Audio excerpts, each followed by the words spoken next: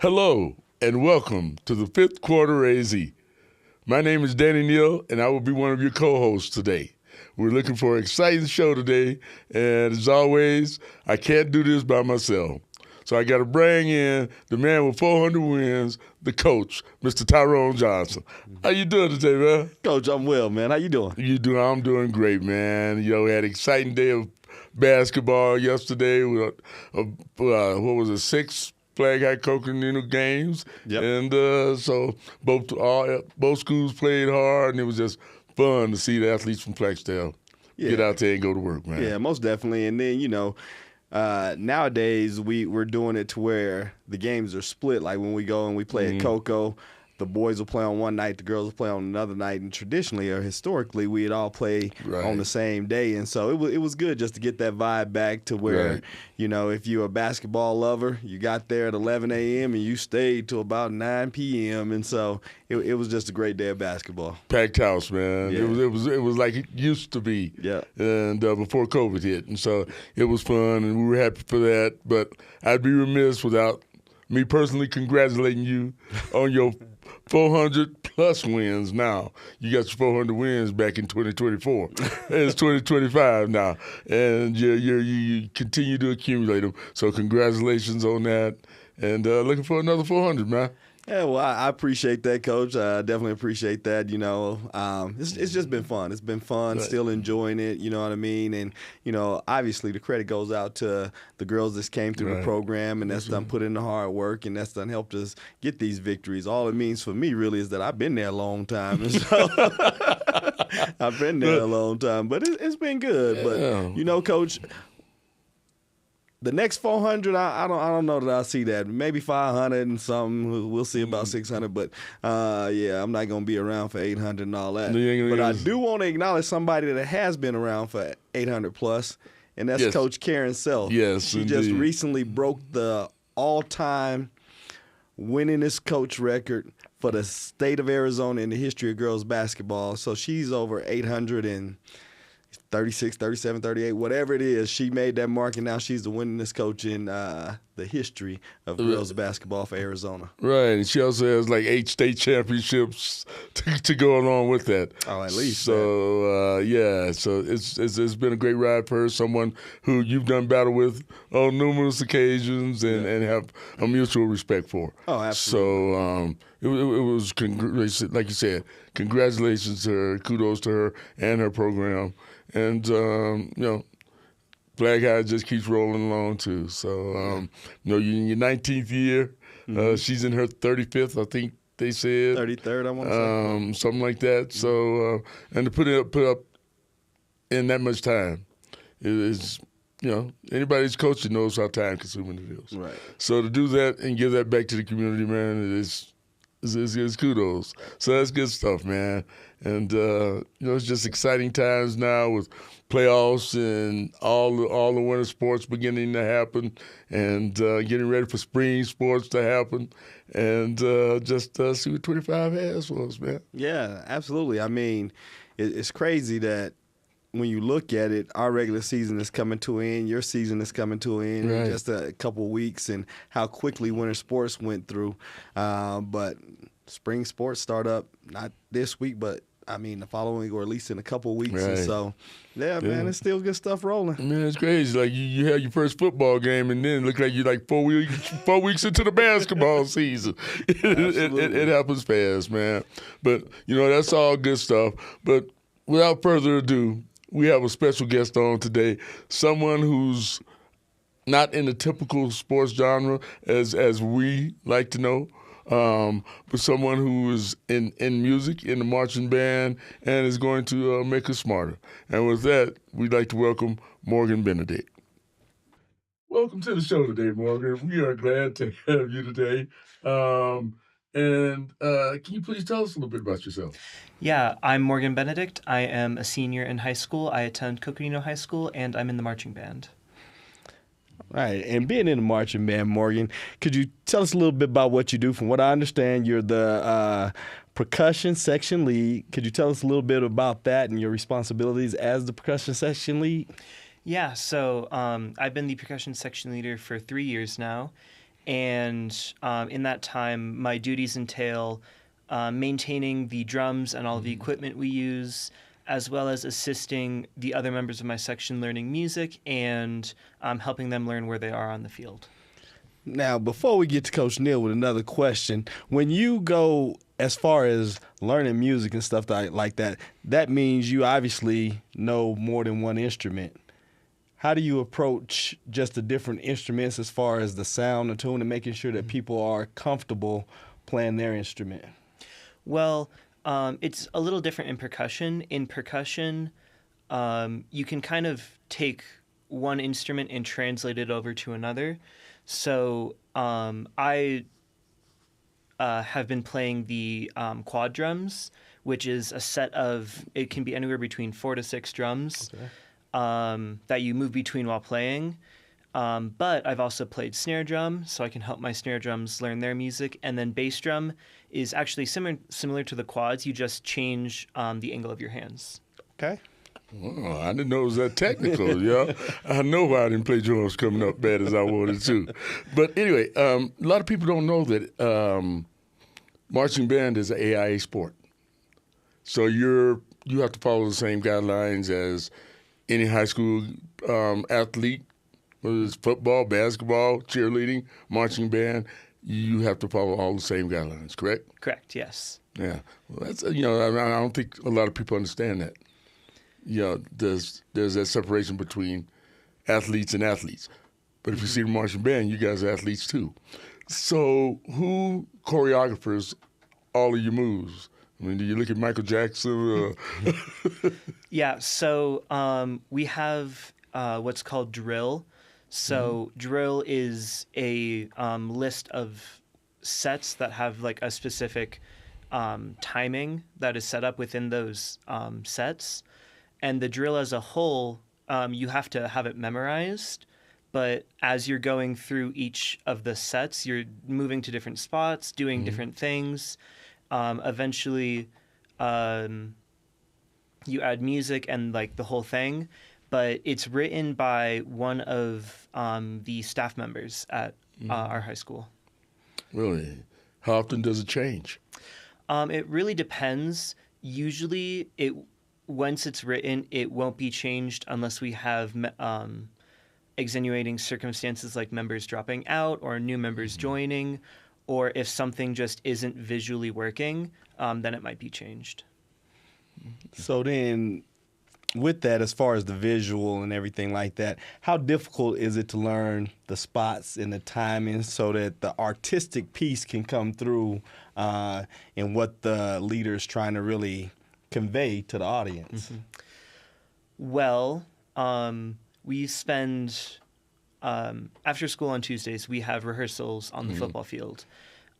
These rehearsals are 3 hours long, and when we're learning drill for probably an hour and a half, 2 hours, just focusing on finding where you're supposed to be and then getting to where you're supposed to be. Yeah, that's a long practice there. and I mean, it amazes me how everybody can get. I mean, we're up in the stands looking down, and we see what you are configuring. Yeah. So it's always amazing to me how everybody can get to their spots. I see them putting little pieces of tape out on the field.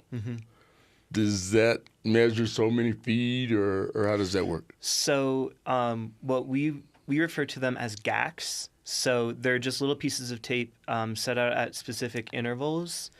In marching band, you have different step sizes. And the most common step size when you're like entering or exiting a field is called an 8 to 5. What that means, it's 8 steps for every 5 yards. Wow. And so those pieces of tape, those gaks on the yard lines are 8 to 5 steps every 4 steps. And with your steps, do they teach you how to walk a certain way? Like, your steps aren't regular steps, obviously, if it's 8 in there. So is there a particular way that you have to walk to get those steps? Yes. So the marching aspect is we spend all of band camp focusing on learning how to march. And what we use at Coconino is what's called a roll step. So you're landing on your heel and then you're rolling all the way to the front of your foot.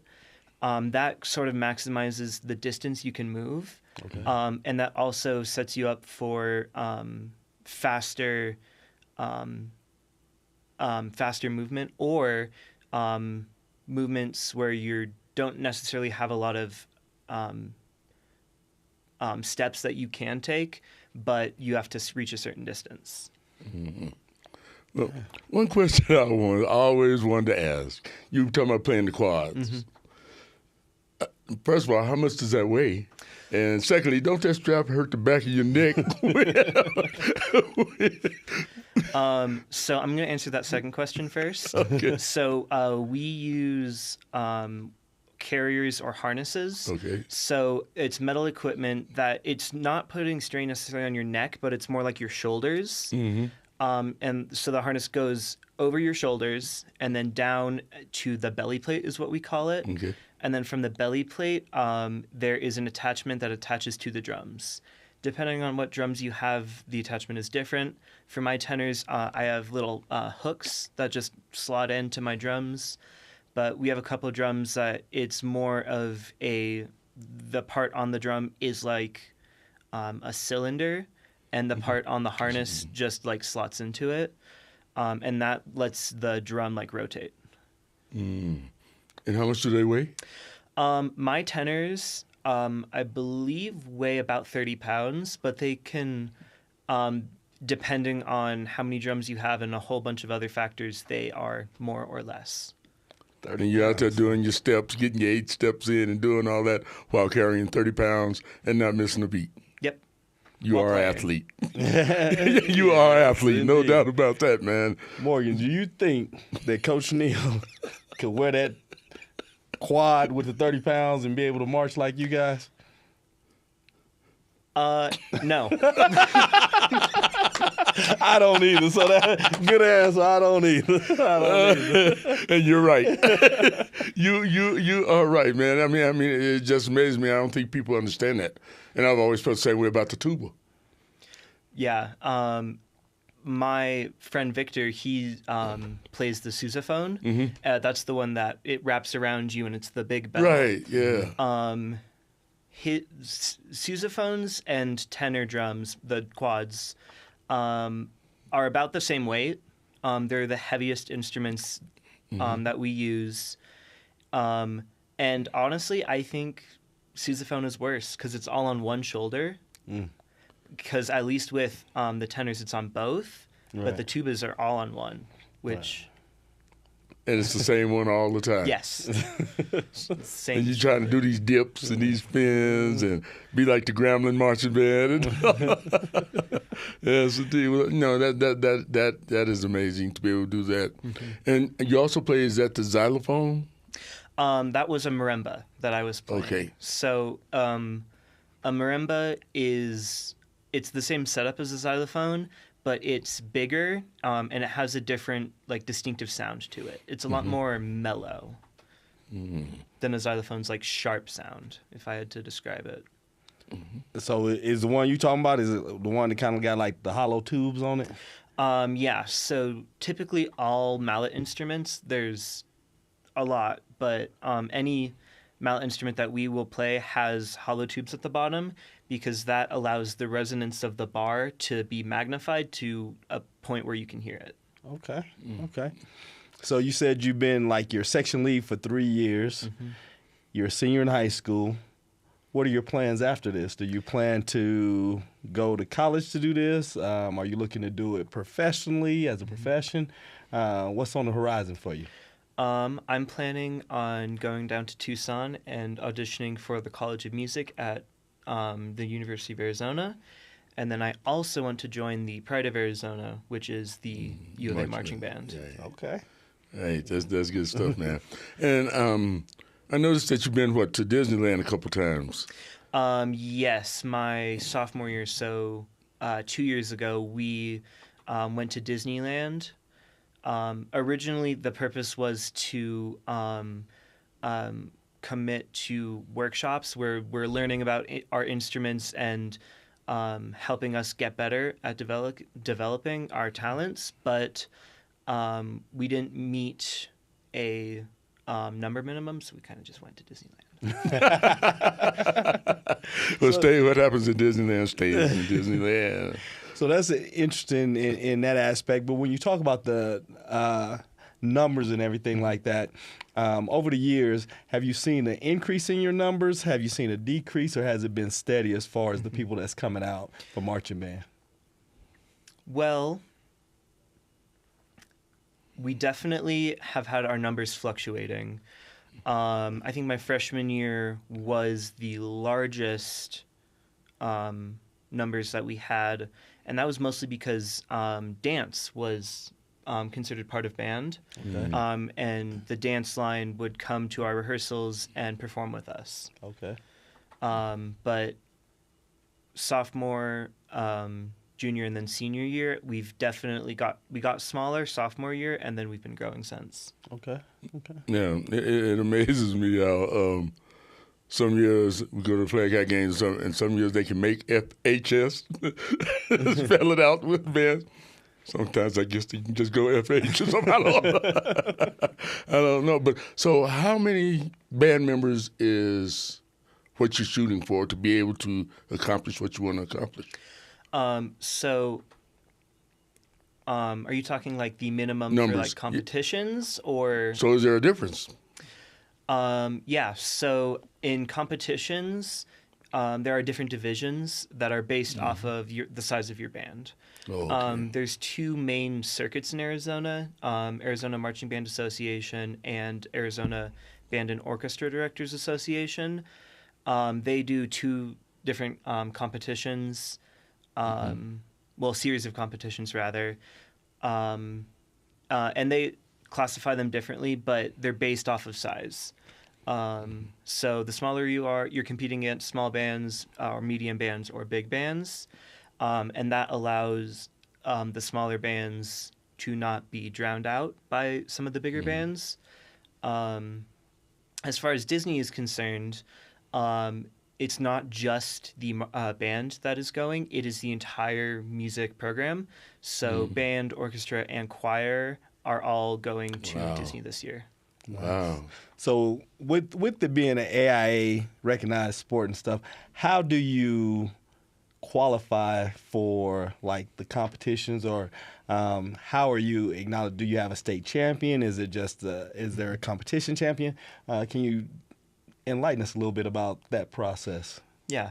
So it really depends which track you're doing. AZMBA has what's called championships. Okay. So you go through multiple competitions each season, and then towards the end of the season, you go to championships where you compete against other bands in your division, and you're placed accordingly. At championships this year, we had maybe over 20 bands in our division. Oh, wow. In ABODA, is Arizona Band and Orchestra Directors Association. They do semifinals and then finals, which it's a little bit different than championships, but set up the same way. In the past, we've done semifinals, unfortunately not making it to finals due to various reasons. But this year, we did championships at AZMBA, and we did pretty good. I think we placed 13th. Okay. Or 12th. I don't remember. It was a while ago. All right. Well, congrats So on that. in these competitions, what are they looking for? So there is a multitude of things they're looking for. They have individual judges looking at certain aspects. Okay.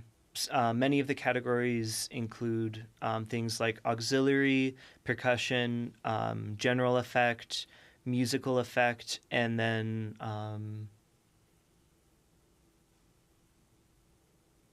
there's a couple more, but I can't name them off the top of my head. So what is auxiliary?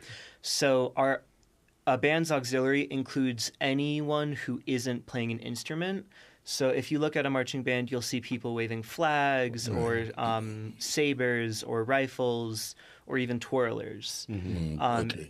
So anyone who has like flags, sabers, and or rifles are considered part of the color guard. And then anyone who's twirling is obviously a twirler. Being a section lead, when you're out there and you're actually doing a performance, what are your responsibilities? Are you just at that point, are you just focused in on what you're doing as far as playing the instrument, or do you still have to cue everybody else in your area?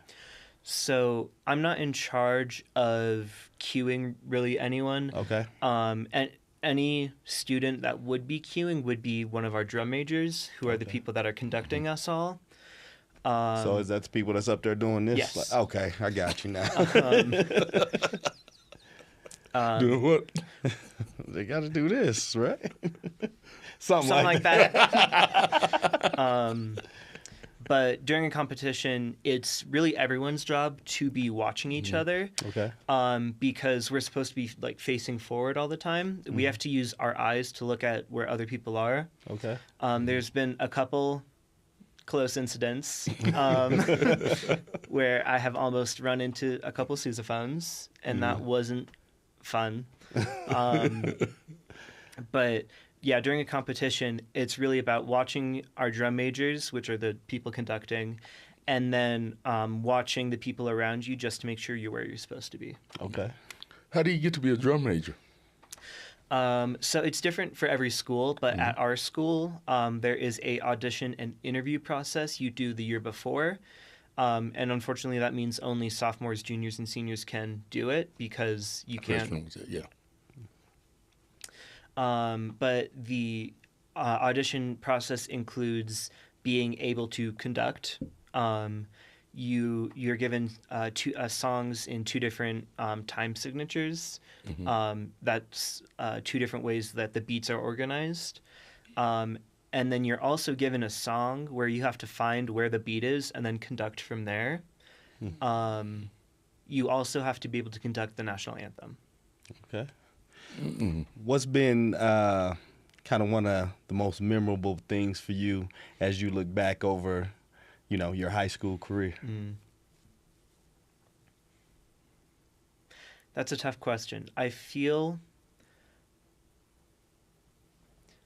a lot of the memorable moments there's a lot that has happened on the field, but a lot of it happens like on the bus rides or during rehearsals or band camp or even like in class. Right.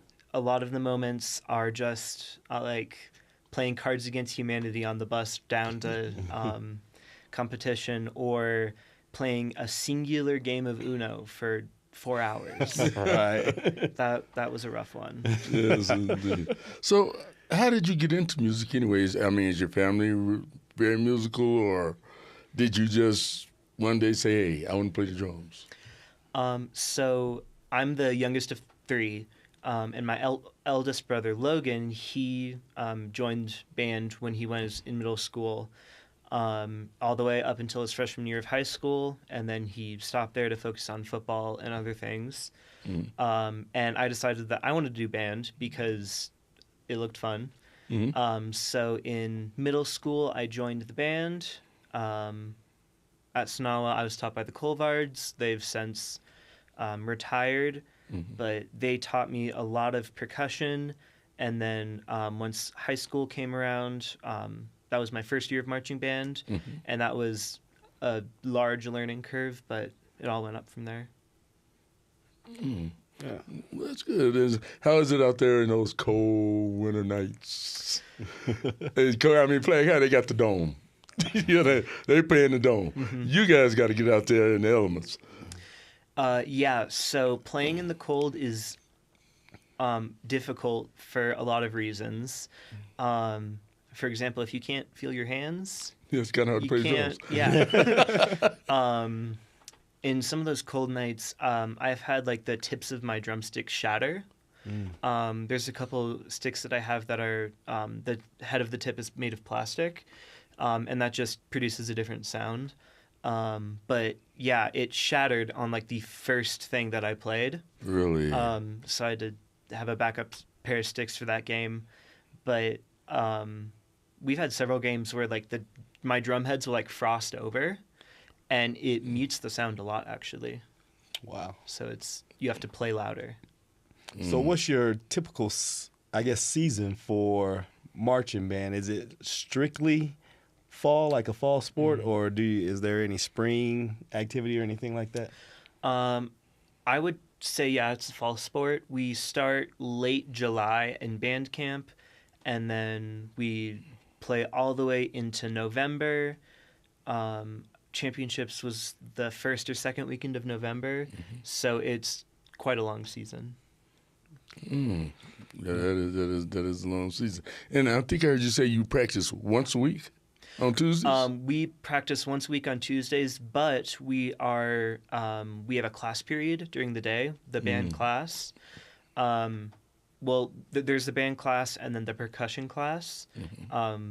They're two different class periods, but we work together in the marching band. Nice. And like, I probably don't remember right off the top as far as the actual name, but there's a world-renowned piping school here in Flagstaff that you attend. Can you tell us a little bit about that experience and what it is? The Jim Thompson School of Piping and Drumming. It was a school founded by Jim Thompson. He was a famous piper, and he wanted to give people access to this school so that way they could also learn piping as well. Originally, he didn't want to include drumming in the school, but he was convinced otherwise. The piping school, it's super fun. It's a week long. It's held at the College of Music at NAU.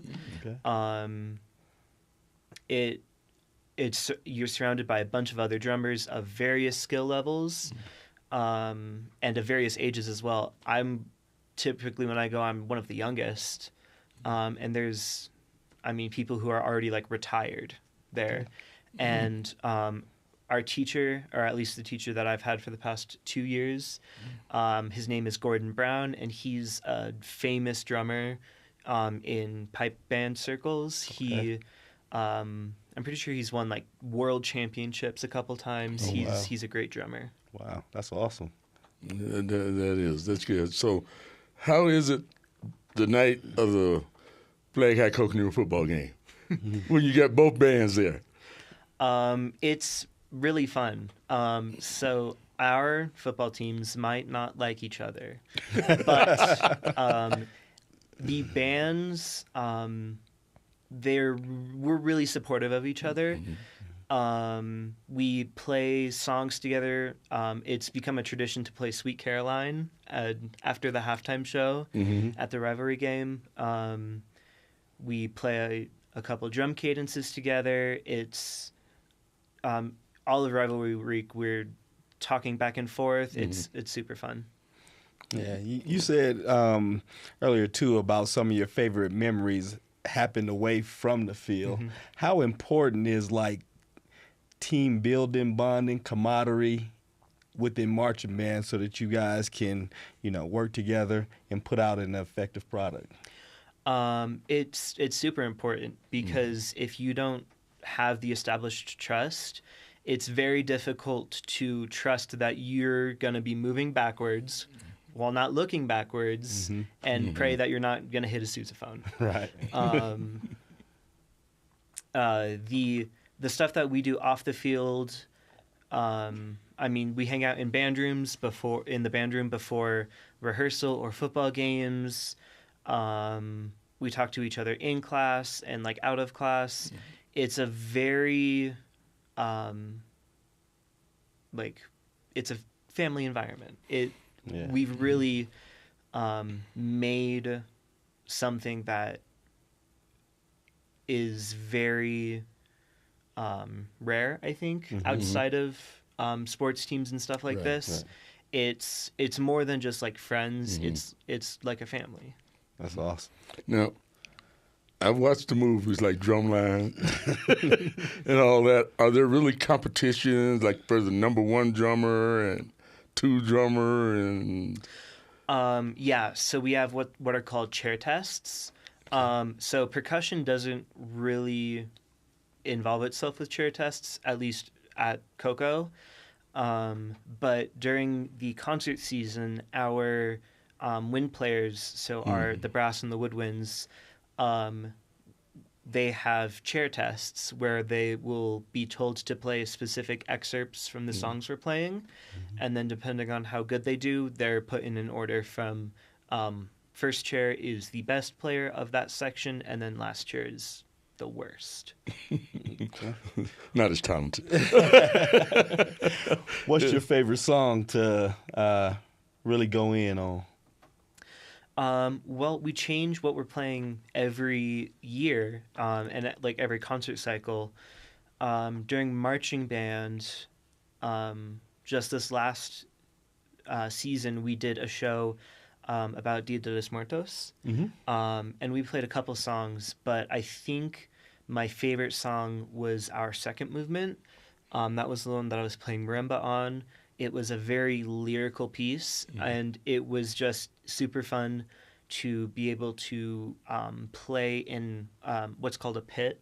If any musicians at the front of the ensemble who aren't marching, they're in the pit. Right. And doing that was really fun. And what did you say that program was called? Which program? Well, you just said you were playing a piece. Dia de los Muertos. Oh, the Dia de los Muertos. He said, like he knew, he didn't know what you was talking about. Of course I knew what he was talking about. It's the Day of the Dead. They celebrate in the Hispanic heritage. Oh, you bad, man. You good. You good. I'm just checking, man. And you were so confident with, like, he don't know what he's talking about. I know what he was talking about. So you talked about your future and going to U of A, and you're a drummer. So what would you do if a rock band came up to you, R&B band, hey, we need a drummer? Would that be something you'd be interested in? I'm not necessarily trained in a drum kit type setting. Okay. I have played it a couple of times, but that is not my main focus. I'm very much more trained in the marching style and then concert style percussion. Gotcha. And when you're talking about the drum kit, you're talking about the whole kit. Mm-hmm. Yeah. The whole kit. And are you able to play that? Yes. The whole kit? Yeah. We played a song my freshman year called Lights, Camera, Action. What it was a bunch of famous themes from famous movies. A couple of the ones we played were like the Superman's theme. I think we played Batman's theme and like just a couple other stuff like that. And then we're playing a song this year. I'm actually playing drum set for our orchestra. They're playing a piece called Obsidian that calls for drum set. Nice. Good. So, and no one will ever know there's that difference in the marching band style as opposed to the kit or whatever you call it, the bundle kit there. Yeah. So, well, that's good. And is drums the only instruments that you play? I mean, because I hear guitars really similar to playing drums or piano. I cannot play the guitar. Tried that once and put the guitar back down. Percussion is the main look at, or thing that I play. Technically, I could play the piano, not very well, but I can play maybe some simple things.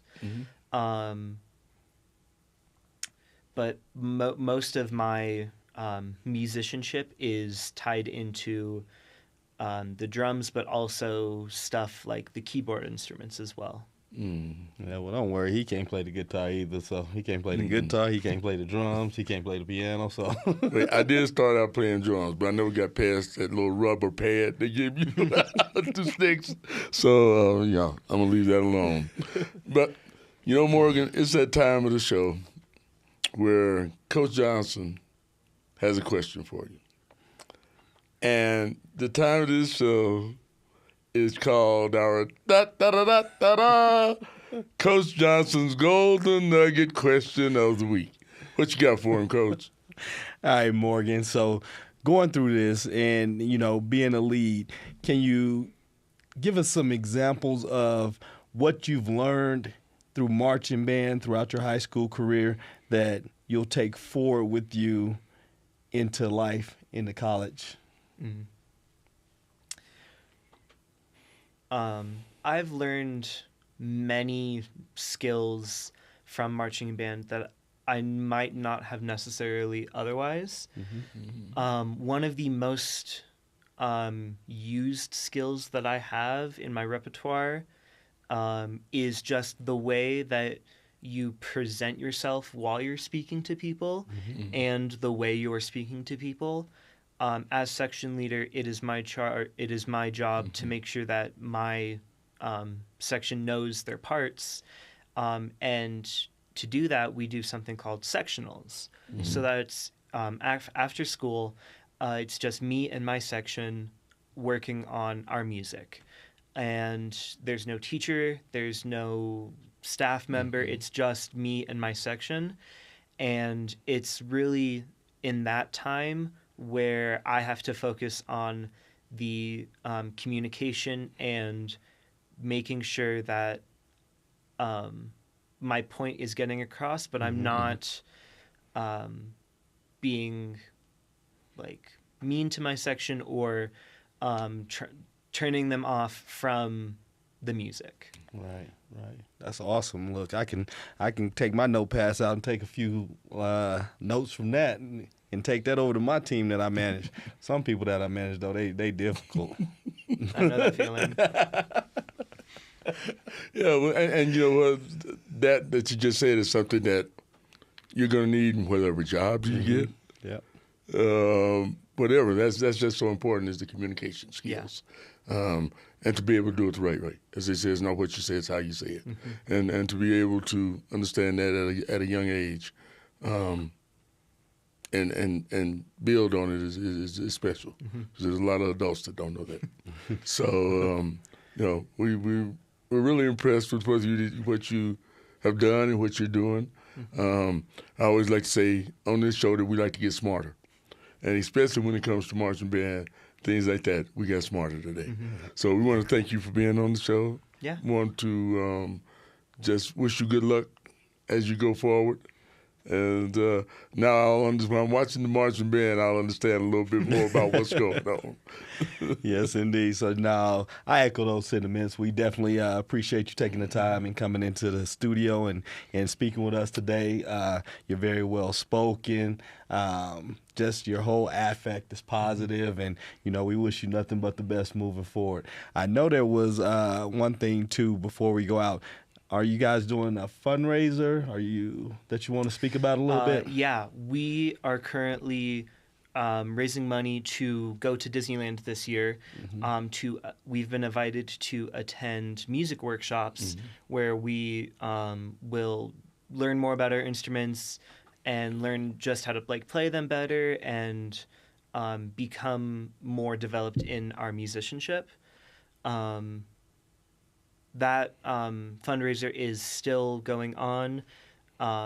We're trying to get as many people as we can to go, and it's we're having several events throughout the year to help support that. But yeah. Okay.